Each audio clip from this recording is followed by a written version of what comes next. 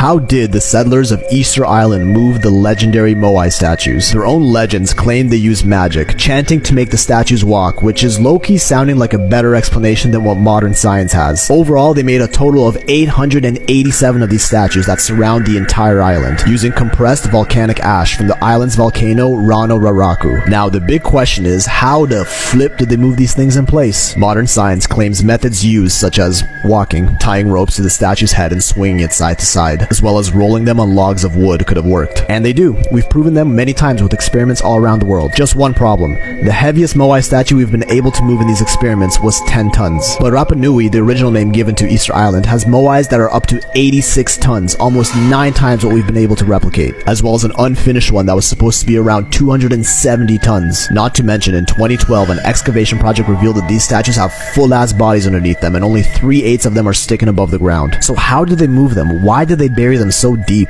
We out here struggling to figure out how they did it. Meanwhile, the Rapa Nui people themselves are saying, "Hey bro, we used magic." An explanation that is seen repeated among the myths of almost every other ancient structure around the world, such as the Mayan and Egyptian pyramids. Given the Rapa Nui techniques as we currently explain them, it would have taken them over a year to carve a single Moai, not to mention actually moving them on top of farming, building homes, and regular day-to-day survival tasks of their reported population of around 3,000 people. Some historians claim it would have taken them way longer than the alleged 1,000 or so years to make 900 of these things. More on that, the name that Rapa Nui gave these statues was Aringa Ora Ata Tepuna, roughly translating to the living faces of our holy ancestors, which almost sounds like they were trying to hint at being descendants of some previous civilization. Now, I'm not saying at all that the Rapa Nui people didn't do any of this. In fact, I agree with them. Their myths almost make more sense than our modern explanations. Traveling nearly 4,000 kilometers by sea with no known motivation, finding a tiny island like a needle in a haystack in the middle of the Pacific Ocean, carving and moving nearly 900 Moai statues, some of which weigh up to 90 tons, using nothing but wooden canoes, knowledge of the stars, ropes, logs, and stone tools is